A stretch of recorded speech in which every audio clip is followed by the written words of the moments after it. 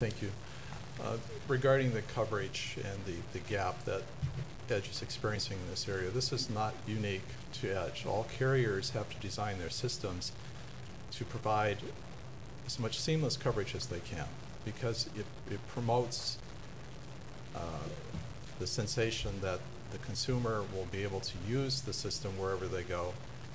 It prevents the dropping of calls. It makes the system seem more like it can be used anywhere. So the fact that there is a coverage gap here is an important thing that Edge needs to address for safety issues, for continuity of service, and simply to fulfill their FCC licensing requirements that says that they need to provide service in this area.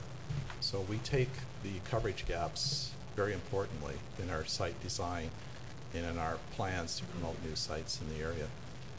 If I can answer any questions at this time, I'd be happy to, or if there are any technical issues that you'd like to talk about, Edge is here as well. Questions to the appellant? Seeing none. Okay. Does that conclude your presentation? Yes, we request time for rebuttal if necessary. I do have one question while you're there. Yes, sir. Your Exhibit 9 on some of the handouts that you just handed out, it's a topographical map. And the location that you're submitting the appeal for is at 1,369 feet. Just up the ridge from that is a location of 1,797 feet. I'm just a short, fat, old retired fireman. I'm trying to figure out why you didn't go for elevation physically outside of the height of your pole to maybe better define an area of coverage line of sight wise. Right, excellent question. I think I'll have Karen or Roy answer that question. I have that exhibit here, if you can see it.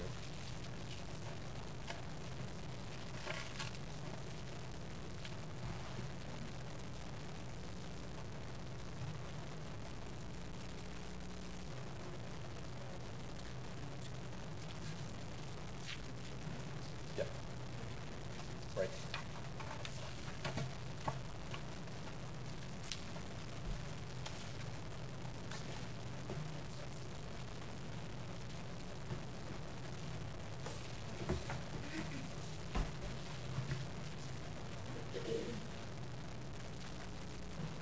And actually, there appears to be two sites of 1,797 feet above sea level within close proximity to your appeal location.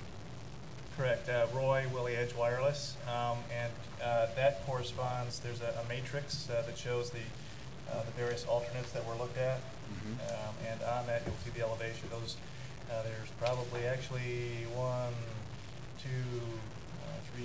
There's probably 10 of the sites that were actually at higher elevations, and with each candidate, the RF engineers looked at the propagation, and in the original submission, propagation predicted coverage was done for each one of these, and you can see, as noted here in the comments, it failed to address the objective. So at a higher elevation, these sites didn't cover into the road area, and that's kind of the maps don't really do it justice. That's why we also provided some Google, tried to get a 3D. The highway there is running down a valley or a canyon of sorts, and then at the intersection there of Potter Valley Road, you have a junction running up through the ridge, a cut through the ridge, so you have very steep terrain on both sides. That makes it very difficult. The higher, you're correct. The off the cuff says higher elevation is going to help you with line of sight, unless you've got terrain blocking or you've got steep canyons where the signal overshoots the target. And that's what you have on some of these. So I'm trying to educate myself. It's more than just line of sight. It's also a cone of wave transport where you could overshoot it. It is more of line of sight instead of a cone where it would drop down into the canyon. Absolutely. You've got the line of sight is a great way to describe it, because especially at the higher frequencies referenced, line of sight becomes more important in terms of distance limiting. So you've got, this site is kind of a balance between line of sight and physical distance to the objective areas. So while we could go up and find some much higher locations that may have line of sight, then that gets compromised on the distance element.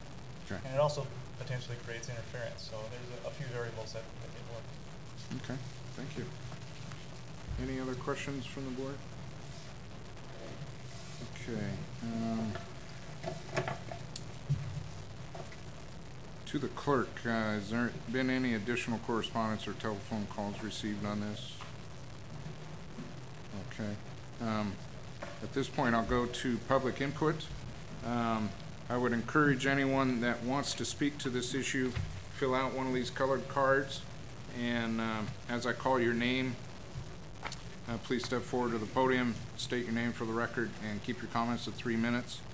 And the first speaker I have is Alan Spivak.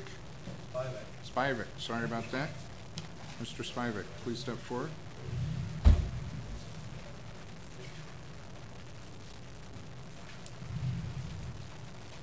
you have a very nice little timer here. I'm Alan Spivak, I'm a resident of Black Bart Trail in the vicinity of the proposed tower. I am categorically opposed to the installation of the tower.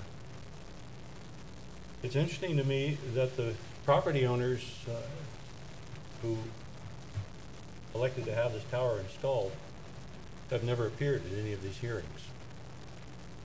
And I wonder how they would feel knowing that practically all of their nearby neighbors are opposed to this plan. Edge Wireless has apparently been very careful to shield them from our opinion. And I think maybe I should take that up and go talk to them and let them know. I'm especially trained in non-confrontational conferencing. And they might just rescind their permission to do this. We've heard a lot about the road safety issue, people making cell phone calls at the scenes of accidents and such. And on the way in today, I noticed that there is a emergency roadside call box installed at the north end of the Mendocino, Lake Mendocino. It appears that Caltrans is addressing the issue of road safety and is proceeding to install roadside call boxes in that area, which obviates the need for some of Edge Wireless's claim. It's near mile marker 36, if you're curious.